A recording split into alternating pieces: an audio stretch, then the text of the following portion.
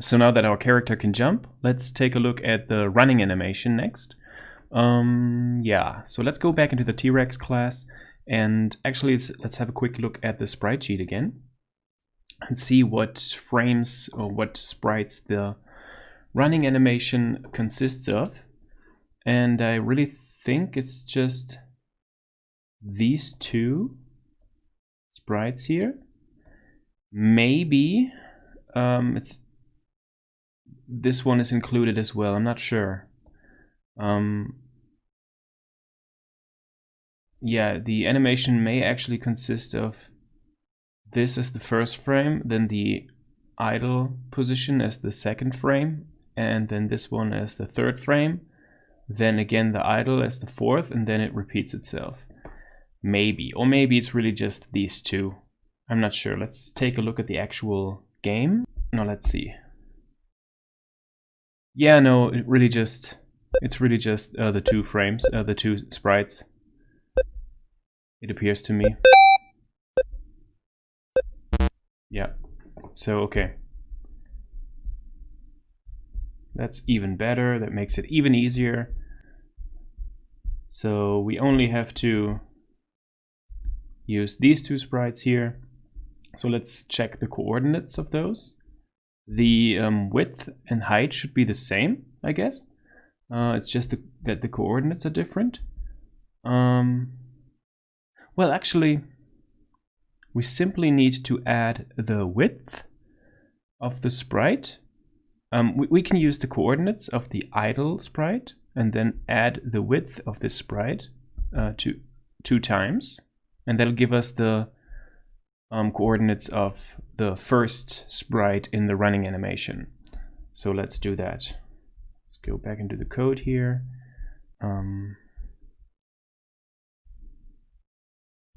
Let's go maybe here.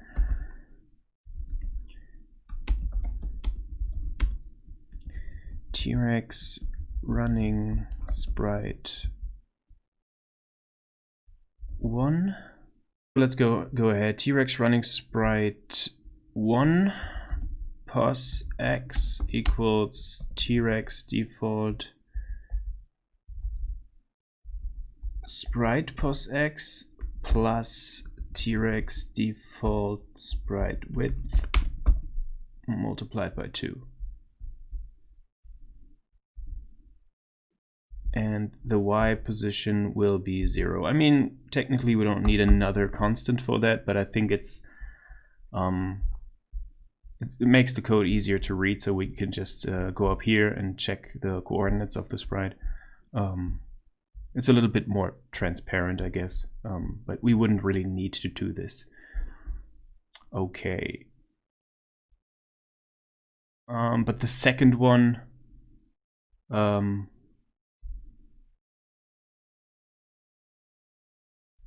let's go ahead, maybe. No, that's fine. That's fine.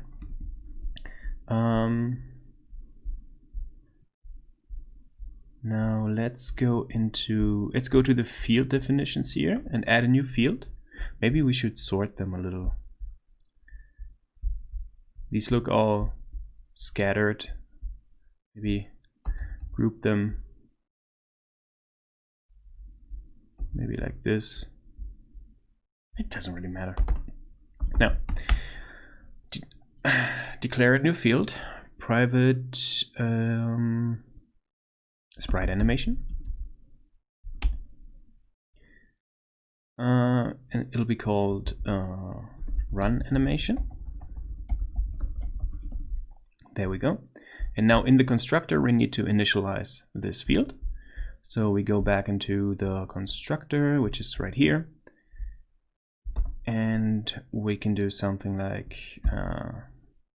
run animation equals new sprite animation, and then we can add the frames.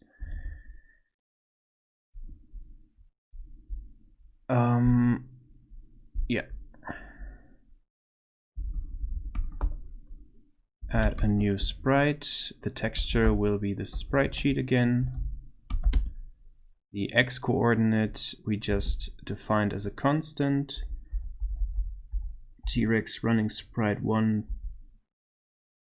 pos x, and the y position is also a constant. There we go. The width is the same for all the sprites here, so we're going to go with default sprite width and default sprite height. There we go. Something's wrong here.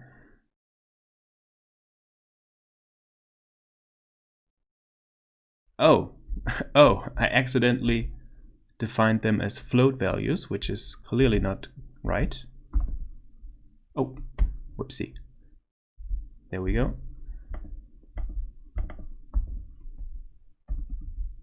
I mean, I could just cast them back to integers, but where would be the point in that? Defining them as floats and then just cast them to integers? That would be weird. Okay, and of course it needs a timestamp. Obviously the first frame starts at 0 seconds of the animation. And then I'm going to go into this line here, in this line of code, and press Ctrl D to duplicate the line. There we go.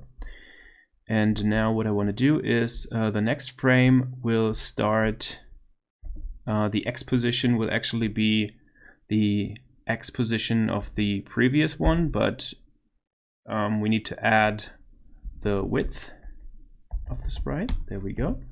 And that'll give us the position of the second sprite in the animation. And then we need a final frame here to indicate the end of the animation, and I will just use the first sprite for that. Really, we don't need to create a new sprite. We can just reuse the first one. So maybe here, whoops. So maybe here we could say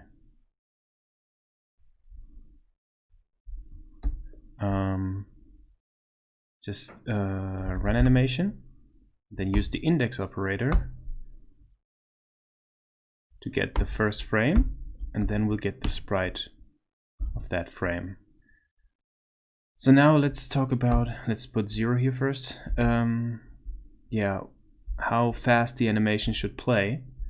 And let's say the timestamp of the second one should be, well, let's say 1 divided by 20, which would mean 20 frames per second. And then here we say 1 divided by 20 multiplied by 2. Like this.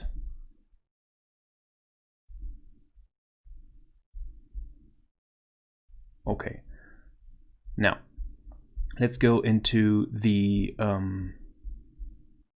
update method here and have another else if branch here. Else if state equals running. Then what should happen is the run animation should be updated. And actually we want to directly play the run animation, and we want to indicate that it loops, but we don't need to explicitly do that, because we remember that when we defined the property here, the should loop, we set its default value to true. So it will be initialized with the value true, so we don't explicitly need to set it here again. So yeah, that'll be fine. Okay, now in the draw method, again, we need to check the state.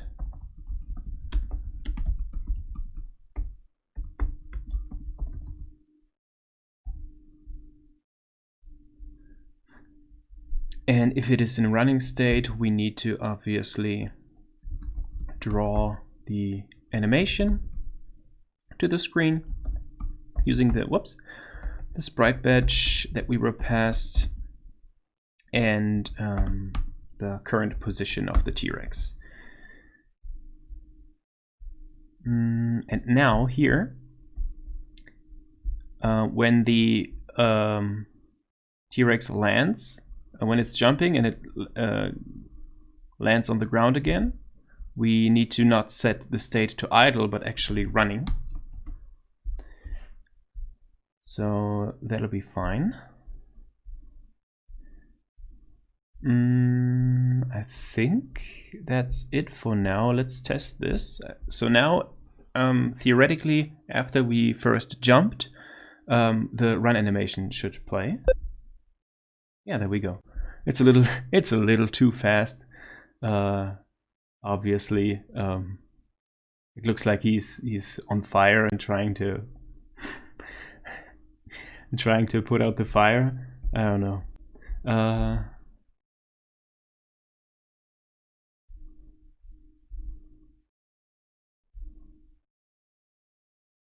So let's make it actually last a little longer. Maybe let's say half a second. And then after 1 second, the animation is finished. So let's see. Maybe half a second is too long, I don't know. Oh yeah, that's way too long. Now he just looks like he's dancing.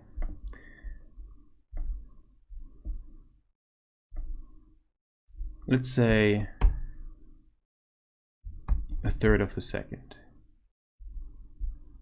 And then after 2/3,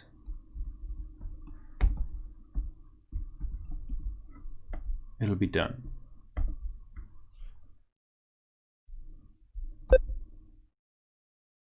Still not fast enough.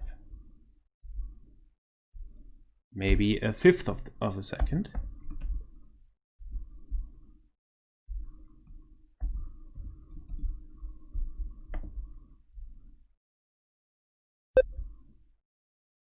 Still.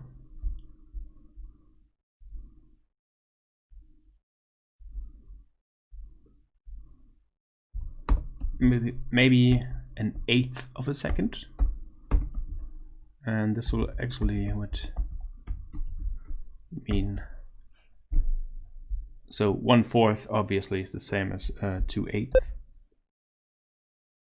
Yeah, this looks quite alright. Let's actually adjust this a little bit. Let's say 1/10 of a second. Then here would be 2/10, but obviously that's the same as 1/5. Let's go ahead. Oh yeah, that looks just perfect.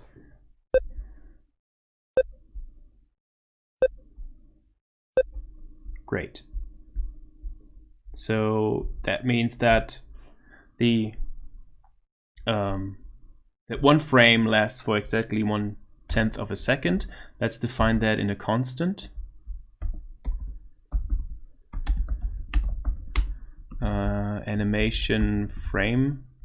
Well, let's say run animation frame length. Yeah, we can actually put it like this. I mean, we could also just say, right, that'll be the same. Yeah, doesn't matter. I just think that sometimes in a context of an animation, writing it as a fraction makes a little more sense. Maybe maybe you disagree. Let's put it to 0.1. Okay, and then here we can use that constant, and here we would have to multiply that by 2. And it should give us the same result. Yeah, looks great. Okay, so now our T-Rex can run. Now there's 2 more actions that our T-Rex needs to be able to perform. One of them is ducking. So we take another look at the game. If I press the down arrow key, the T-Rex actually ducks down and keeps running. And this way I can avoid those little pterodactyl characters.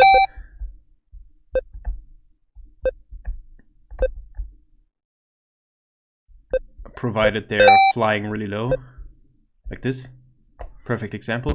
And yeah, let's implement this now as well. And yeah, let's take a look. Let's take another look at the sprite sheet. Let's go ahead here, and these two sprites make up the animation, obviously. So let's see. From the idle animation, from the idle sprite, we need to add the sprite width 1, 2, 3, 4, 5, 6 times in order to get the ducking animation, the ducking sprite. And actually the ducking sprite is a little bit larger in size. It's a little wider than all of the other sprites. Let's see what size it actually is. Yeah, so the width should be about 59.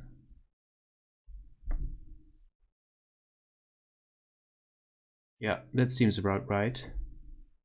So let's first define a new constant here. T-Rex ducking sprite pos width is 59, and the height will be the same, I guess. So the height will be the same. We'll just reuse this constant, and the position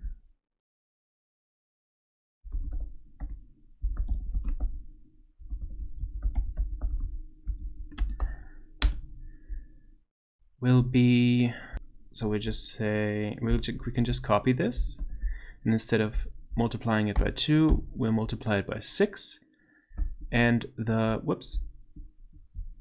Control D, the Y position will be 0. There we go. And now that should be it. Let's create a new field. Let's actually put all of the animations here in one code block.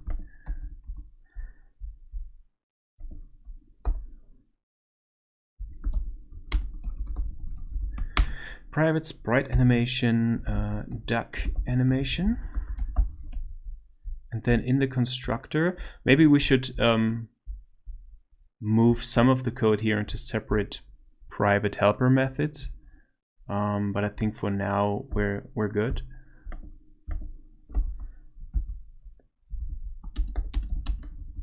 There we go. And it'll actually play at the exact same speed as the regular run animation. So let me just copy this here and then adjust it a bit. Of course, we don't want to add frames to the run animation, but instead the duck animation, like this. And let's see, add a new sprite. Then here the position will be different, of course. It'll be the ducking sprite 1 pos x and ducking sprite 1 pos y, and the width is also different, is the ducking sprite width. The height is the same, that's all right. Here let's copy this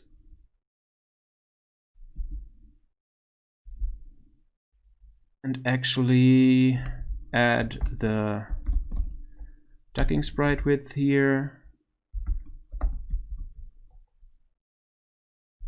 There we go. Ducking sprite width That's fine. Yeah, we can use the run animation frame length here. That's also fine. And then we will here reuse the sprite of the first frame. And that's also fine. Now, let's go into the update method here.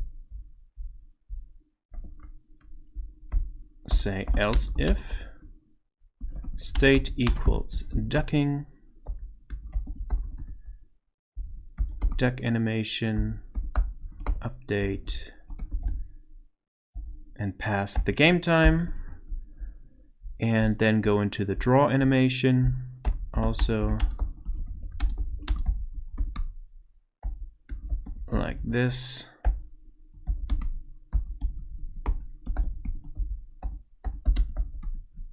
I mean, it looks a little repetitive. We could think about changing this a bit. So maybe use a hash map or dictionary to store the different animations or something. But since it is such a simple game, I think, and there won't be any more states than this, I think it's fine. So now let's see. We need a method that allows the player to duck. Let's go into our model here and into our class diagram. And here we said that there's going to be a duck method, so let's implement that now.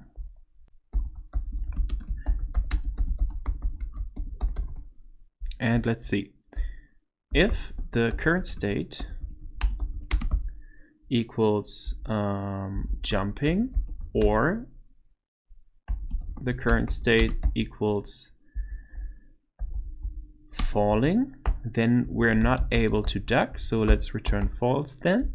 Otherwise return true, but do something else first, which would be setting the state to ducking.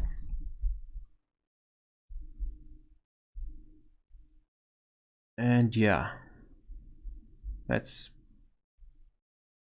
basically it.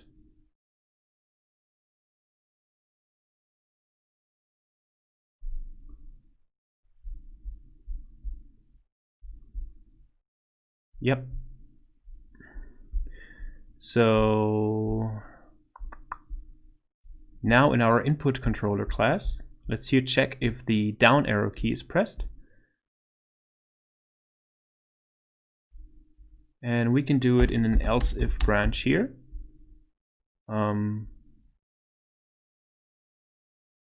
Because it doesn't make sense to, I mean, both, it can never be the case that both conditions apply. Like, I mean, even if we press the up arrow key and the down arrow key at the same time, the T-Rex cannot jump and duck at the same time, so it will only ever be one of the cases. So let's go here, else if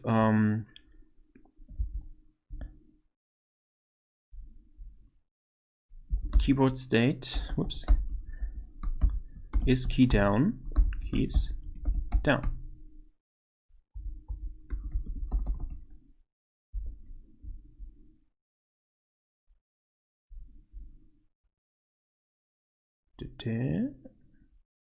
T-Rex duck. There we go. Let's test this.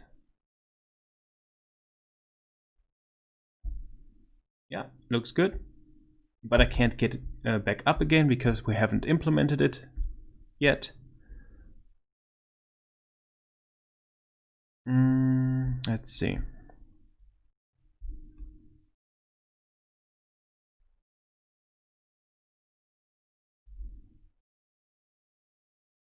Well, actually, I think we can simply by jumping.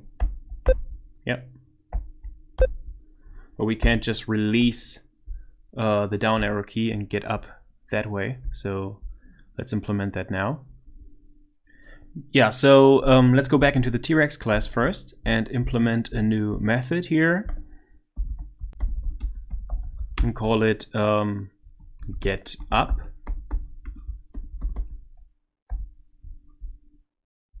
And here, let's check for the state. We can only get back up from crouching, from ducking, if the T-Rex is currently ducking. So if it's not ducking, we'll return false. Otherwise, we will set the state to running and return true. So let's actually put that in our class diagram here, even though it's not quite up to date anyway. Here, continue jump doesn't exist anymore. We should call it cancel jump instead. And now add a new method and call it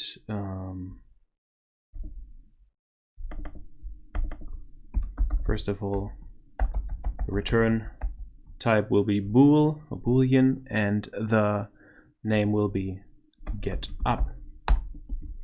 There we go. Now here, that should do. That's actually all we need to do. Now in our input controller, have another else if branch here, and the condition will be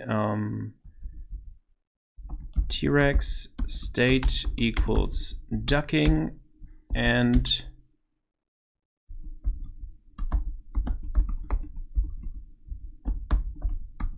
the down key is not pressed.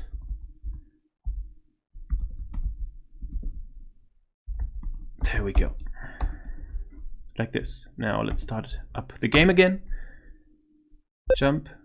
And now it's running. I hold down the down key, it's ducking, and I release it, and it gets back up. Yeah, perfect. Now there's just one more thing, which is the fast drop to the ground. So in the original game, whenever I jump, I can hold down the down key in midair, and it will cause the T-Rex to quickly drop down to the ground. Or onto a cactus. So yeah, let's implement that as well. Let's take a quick look into our diagram. Here we actually defined a method named drop that returns a Boolean value. And let's actually do it like that.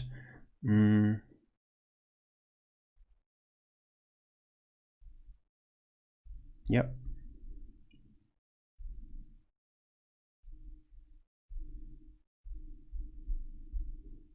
Go back into the T-Rex class. Add a new method here.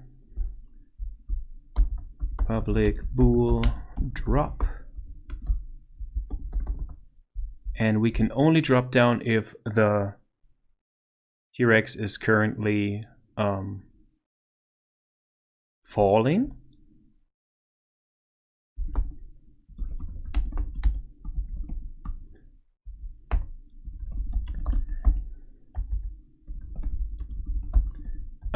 One could argue that it's also possible while the T-Rex is jumping, but yeah, actually that's true. I mean, I was just about to say that as soon as we release the up arrow key, we would actually start falling anyway, but that's not entirely true. But because when we cancel the jump by releasing the up arrow key, we don't. Well, actually, we do. Yeah, we transition into the falling state immediately. Okay, well, never mind then. Then this should be fine. Okay, let's see. We'll put it into the falling state, and but actually, in our cancel jump method, we don't really need to put it in falling state immediately, because it'll be in jumping state, and then we adjust the vertical velocity, which will automatically, in the update method, put it into falling state. So let's remove this here. And let's start up the game again just to test still works. Yeah, still works. I mean, it doesn't make that much of a difference, but actually it does make a difference, because here we set the vertical velocity to minus 100, which would mean that it's actually still rising up. It's actually still jumping for a short period of time. But we set the state to falling immediately, which is not really true. So let's not do that, and instead just adjust the velocity, and then in the update method here the state will be set to falling as soon as the vertical velocity is actually greater than or equal to 0.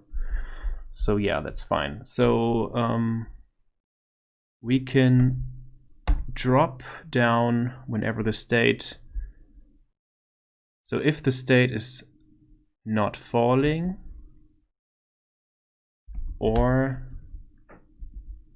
and the state is not jumping, then we can't drop down to the ground and return false. Now, but if we can drop, then let's see. Yeah, first of all, we would have to, here in this case, we would have to set the state to falling immediately. And then let's create a field of type float and call it drop velocity. And at the end of our, actually let's go back into the drop method here, and then here we will set the drop velocity to some positive value. Let's say maybe, let's see, what is the jump velocity? It's minus 480. So let's say maybe 120 for now. And put this into a constant, right click, quick actions, introduce constant, drop velocity. Like this. And now, let's go into our update method here. Or where is it? Here. I think we should encapsulate this logic in a separate method, but yeah, for now let's leave it like this. And at the end of our update method, the very end, we will always set the drop velocity to 0 so that it resets every frame, and only whenever we call the drop method, it will be set to this constant value. And then in our update method as well, here, if its state is jumping or falling, let's see.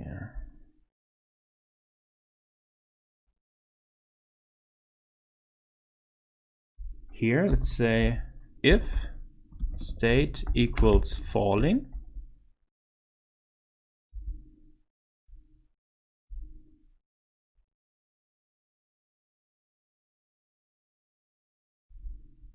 oh no, actually, we can simply here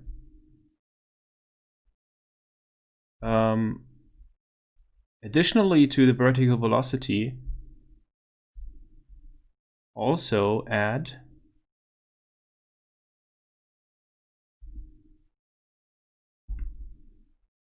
the drop velocity, and we need to multiply that by the game time, the elapsed game time, the total number of seconds that have passed between frames, like this.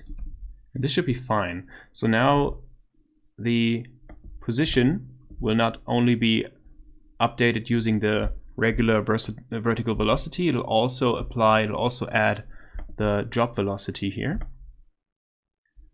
which should be fine. And remember, this will always be reset back to 0 in every frame after all of the updating logic has been applied. And after that, it will be reset. But if we hold down the down key, we will call the drop method, and it'll always set the drop velocity to this constant value of 120. So let's go into our input controller here and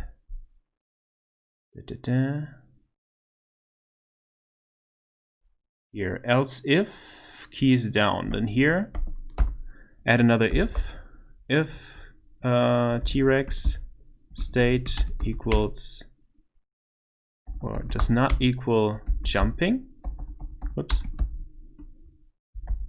Then we want to duck. Or actually, let's do it differently. If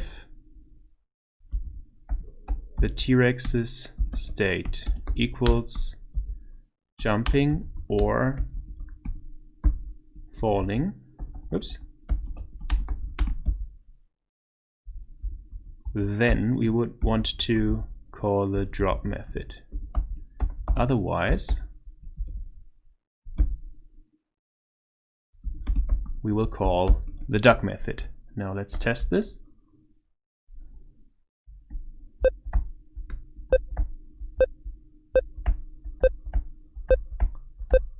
I think it's working, it's just not fast enough. So let's actually adjust the value in our T-Rex class. Let's go back up here. And let's maybe put this value to 260, something like that. Now press up. Let's actually put it to a ridiculously high value just to make sure that it works. Yep, it does work. Perfect. But 1000 is obviously a little high, so let's say maybe 600.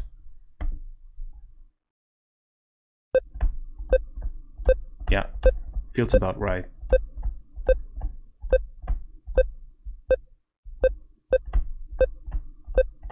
Perfect. So now our T-Rex is able to jump, run, duck or crouch, whatever you want to call it, and drop to the ground quickly by simply holding down the down key.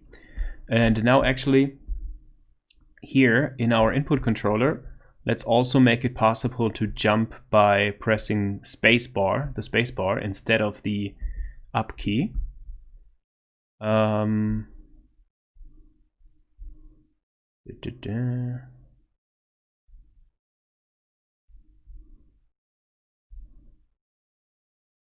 And for that, let's actually go here and define a local variable of type Boolean and call it is jump key pressed. Keyboard state is key down, keys up, or keyboard state is key down, keys space. And then another local variable called was jump key pressed, and it'll be the same but with the previous keyboard state.